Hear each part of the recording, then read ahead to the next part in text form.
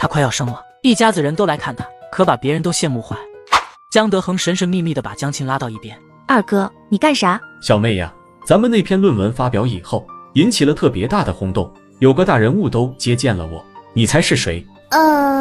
能用上接见这个词的人，不会是普通人物。江庆忍不住吃惊，附在他耳旁压低声音说了一个名字。江德恒没想到江庆一下子就猜中了，这回换成他呆住。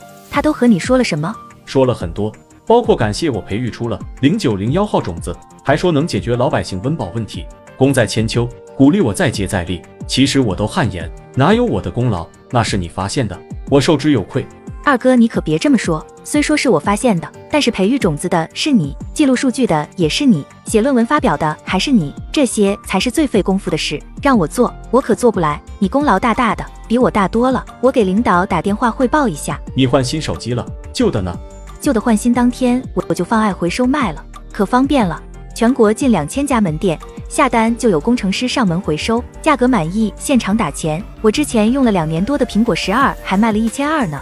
靠谱吗？当然了，爱回收是上市公司，像你平常用不到的手机、平板、笔记本都可以放爱回收了。真好，我等会也去试试。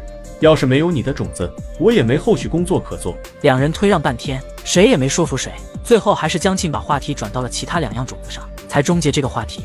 你们这里可真是风水宝地，那2样种子我才种下没多久，就生长得特别好。看这样子和之前的小麦种子一样，生长周期短，产量高，尤其还抗病虫害。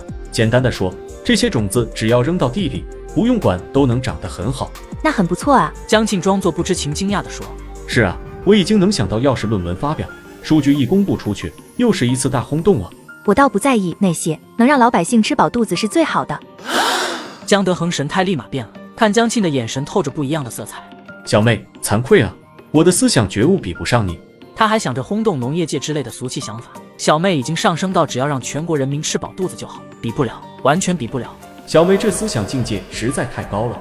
两人躲着说了好一阵悄悄话，直到詹玉明喊他们：“干啥呢？拉着你妹妹说那么久的话，她现在身子重，累着怎么办？”等到转向江庆，立刻换上另一副脸色：“咋样？觉不觉得累？”“妈，我不累，你躺着休息去，我和你嫂子们去做饭。”“不用了妈，我去做就行啊。”“你一个爷们做啥饭？我们做就行。平时都是我做饭的，没事的妈。”一旁于凤佳和葛明丽听到傅少铎的话，对视一眼，互相看懂了对方眼中的意思。呜呜，好羡慕小妹，为啥人家傅少铎天天做饭给小妹吃，我们家那位就只知道坐着等吃饭，差距好大呜呜。这天江庆就要生了，竟然生了一对龙凤胎，家里人都很震惊。自从詹玉敏和嫂子们来了后，江庆被迫成为衣来伸手、饭来张口的废物，每天想吃啥，立刻有人给端到跟前来。本来江庆还想上班去，被詹玉敏给坚决拦住了。马上要生了，还上啥班？这么大一个农场，少了你一个不运转了呗。江庆哭笑不得。詹玉敏要傅少铎去帮江庆请假，直接休产假了。江德亮和江德恒两兄弟工作上比较忙，在这边住了3天，看过江庆后就走了。葛明丽和于凤佳请了长假，准备带到江庆生完孩子为止。本来江庆也想让他们回去的，奈何2个嫂子看婆婆脸色，再加上确实担心江庆，就都留下了。给吴丹婆婆看的那场戏，也该给我妈看看，叫她知道啥是恶婆婆。如果我是大嫂二嫂，绝对受不了我妈的态度。屋里住不下，傅少铎主动去了单身宿舍。11月下旬的某天下午，江庆忽然发动了，肚子疼得受不了，一看就知道这是要生了。我这就给小付打电话。你换新手机了，旧的呢？旧的换新当天我就放爱回收卖了，可方便了。全国近2000家门店，下单就有工程师上门回收，价格满意现场打钱。我之前用了2年多的苹果12，还卖了1200呢。靠谱吗？当然了，爱回收是上市公司，像你平常用不到的手机、平板、笔记本都可以放爱回收了。真好，我到时候也去试试。